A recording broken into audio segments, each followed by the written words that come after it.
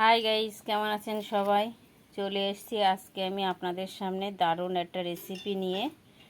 দারুণ মজার টেস্টি একটা রেসিপি, খুবই অল্প সময়ের মধ্যে এটা তৈরি করা যায়। পটল ভর্তা। আপনারা এই যে দেখুন কত সুন্দর এই পটল ভর্তা। আপনারা কে কে খেয়েছেন আর কে কে খাননি আমাকে বলবেন। তা আপনারা এইভাবে পটল ভর্তা কি খেয়েছেন? এইভাবে আপনারা পটল ভর্তাটা তৈরি করে খেয়ে দেখুন, খুব টেস্ট। গরম ভাতের সাথে এই পটল ভর্তা খেতে দারুণ লাগে। তা আপনারা দেখে নিন পুরো ভিডিওটা, এই পটল ভর্তার রেসিপিটা আমি কি করে তৈরি করলাম। তাহলে সম্পূর্ণ ভিডিওটা আপনারা প্রথম থেকে শেষ পর্যন্ত দেখতে থাকুন।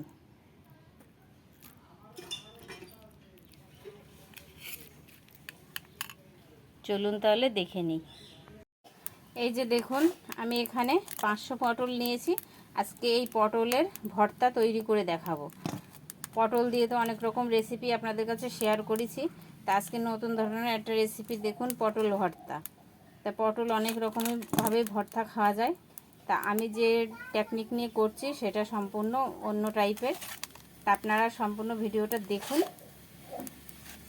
পটলটা আমি এই যে পটলের গায়ের আঁশগুলোকে ছাড়িয়ে নিয়েছি। এবার পটলটাকে আমি কেটে নেব। তো আমি এইভাবে কেটে নেব,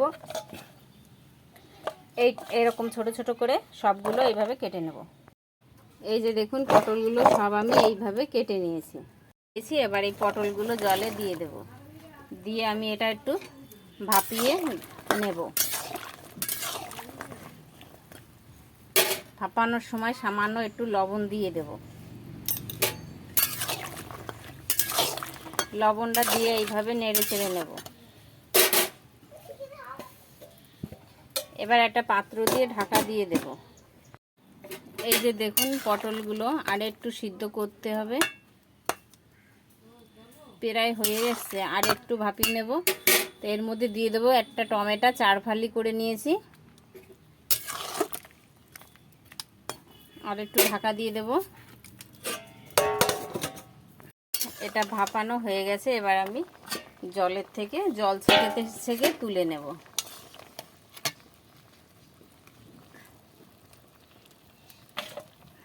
কড়াইতে সর্ষের তেল দিয়ে দিয়েছি। এবার কিছুটা শুকনো লঙ্কা দিয়ে দেবো, লঙ্কাটাকে ভেজে নেব। এইভাবে লাল লাল করে ভেজে নিয়েছি। এবার লঙ্কাগুলোকে আমি তুলে নেব। একটা লঙ্কাও ভেজে নেব, হয়ে গেছে, তুলে নেব। গরম হয়ে গেছে। কটা কালো জিরে দিয়ে দিলাম, দুটো কালো জিরে, সাদা জিরে, পেঁয়াজ, এখানে দুটো পেঁয়াজ আছে, থেতো করে নেওয়া। ঠিক এরকমভাবে ভেজে নিতে হবে। এটা এবার তুলে নেব। পটলটা আর টমেটোটা জল ঝরিয়ে রেখেছি, সেটা আমি একটা নোড়া দিয়ে এইভাবে থেতো করে নেব। এইভাবে একটু আদা থেতো করে নিলে গালে একটু আস্তে আস্তে বাঁধলে খেতে ভালো লাগে। তাই এটা আমি ওই জন্যে মিক্সচারে দিলাম না। মিক্সিতে দিলে কি হবে, পুরো এটা একেবারে ফিনিশ হয়ে যাবে। তাই এটা আমি ফিনিশ করব না দেখে আমি এই নোড়াটা দিয়ে থেতো করে নিচ্ছি। এটার টেস্ট একটা অন্যরকম। পুরো ফিনিশ হলে খেতে অতটা ভালো লাগবে না। এটা হাতেও করে নেওয়া যায়, কিন্তু একটু গরম আছে তো ওই জন্য হাতটা দিতে পারছি না। তো এইভাবে ভালো করে আমি একটু থেতো করে নেব। এরকমভাবে থেতো করে নিতে হবে। তাহলে এবার আমি কড়াইটা উনুনে বসিয়ে দেব। এই পর্যায়ে আমি এই যে কাঁচা লঙ্কা আর শুকনো লঙ্কাটা ভেজে রেখেছি, সেটা একটু এই লবণ দিয়ে আমি এটা মাখিয়ে নেব।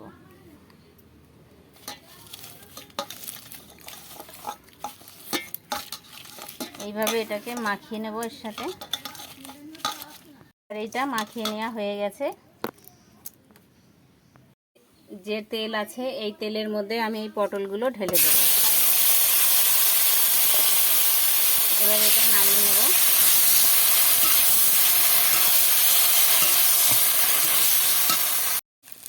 দিয়ে দেবো ভেজে রাখা পেঁয়াজ আর রসুনটা নেব।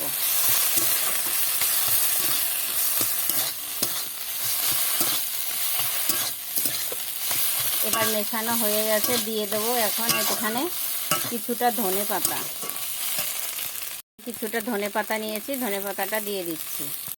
ধনে পাতাটা দিয়ে এটা একসাথে মিশিয়ে নেব।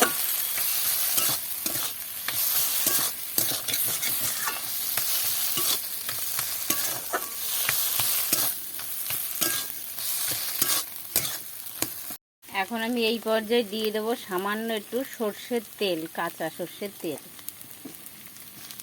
তেলটা দিয়ে এর সাথে মিশিয়ে এটা নামিয়ে দেবো। দেখুন তৈরি হয়ে গেছে সম্পূর্ণভাবে পটল ভর্তা। তাহলে আপনারা তো দেখতেই পেলেন কিভাবে আমি এই পটল ভর্তাটা তৈরি করলাম। খুবই সিম্পল পদ্ধতিতে ঝটপট তৈরি হয়ে যায়। তাহলে আমার এই রেসিপিটা আপনাদের কাছে কেমন হলো লাইক কমেন্ট করে অবশ্যই জানাবেন, আর চ্যানেলটিকে সাবস্ক্রাইব করতে জন্য ভুলবেন না। আর ছোট্ট একটা লাইক আর কমেন্ট করে আমাকে জানিয়ে যাবেন।